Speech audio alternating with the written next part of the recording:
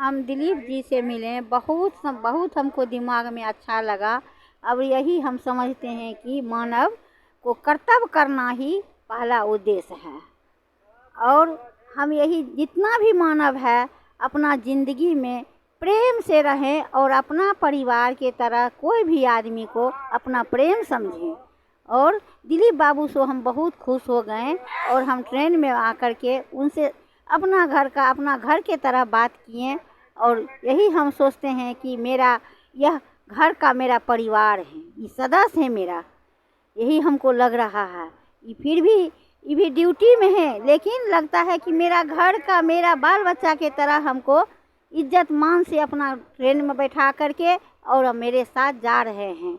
और बहुत इंसानियत की तरह एकदम बहुत समझदार हैं और हमको भी बहुत अच्छा लगा।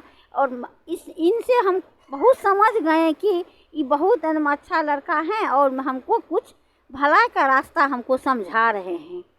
और यही बात हमको बहुत अच्छा लगा और हमको सुनने में भी और मेरा भी समझ में आ गया कि मानव का जीवन कर्तव्य ही करना सबसे उद्देश्य है। काहे तो ये शरीर छूट जाएगा, तो इस शरीर छूट जाएगा तो यह लहास हो जाएगा। और जब तक प्रभु का अंश है तब तक हम चाहेंगे कि मानव का सेवा करें और मानव से अच्छा किसी को कटु वचन नहीं बोलेंगे।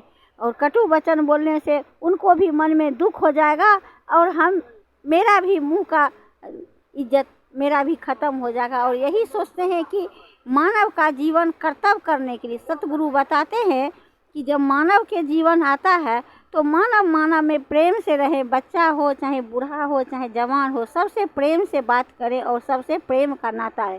शरीर छूट जाएगा तो मेरा ये भी तो नाम रहेगा कि फलना आदमी था, बहुत प्रेम से बात करता था और मानव को इज्जत करता था।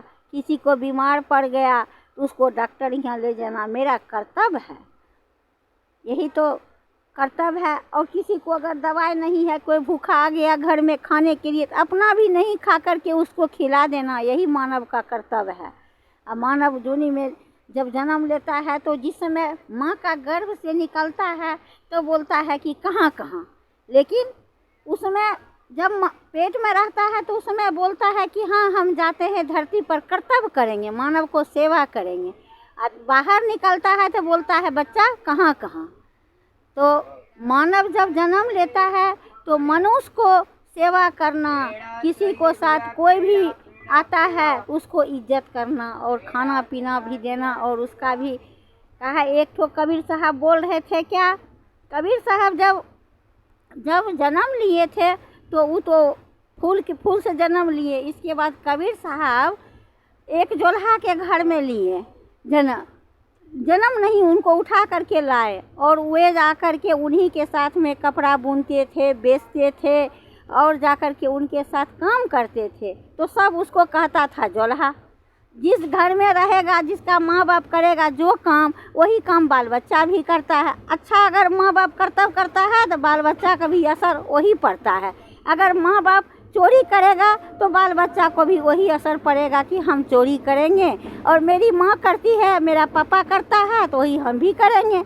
इससे अच्छा मानव का जीवन जो है ना, किसी जितना ही है, 1 रुपया कमाता है वही में संतुष्ट से खाना है और रहना है और अपना भी और बाल बच्चा की भी देख रेख करना है। कटु वचन किसी को नहीं कहना है।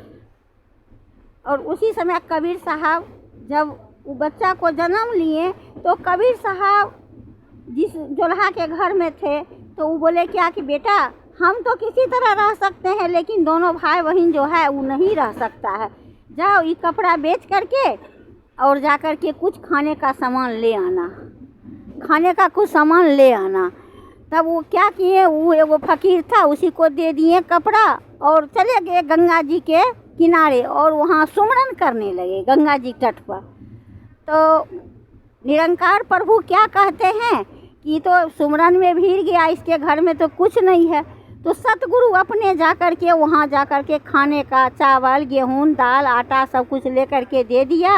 और वहाँ जाकर के कबीर साहब जब कबीर साहब को माँ जो थी वो माँ बोली कि अब हमको रखने का जगह नहीं है, रखने का जगह नहीं है। जब कबीर साहब आएंगे तब इसके बाद हम लेंगे, अभी जाइए लेकर के जाइए। तो उसकी माँ गई, खोज रहा है अपना कबीर साहब को। कबीर साहब गंगा जी किनारे में वह तपस्या वहाँ सुमरन कर रहा है, प्रभु का नाम ले रहा है प्रभु का। तो उसकी माँ, तब कबीर साहब समझ गए कि मेरी माँ खोज रही है और हम जा रहे हैं माँ के पास। तो वहाँ जा कर के माँ को, तब कबीर साहब तपस्या छोड़ दिए। तो बोला बेटा तुमको तो बहुत सामान लेकर के भेजवा दिया है, तुम यहाँ है। बोला माँ देने वाले तो और कोई हैं, हम नहीं दिए हैं, और तुम और जितना सामान है रख ली। तो बोला नहीं बेटा हम मना कर दिए, तुम आएगा तब हम रखेंगे। चलिए धन्यवाद।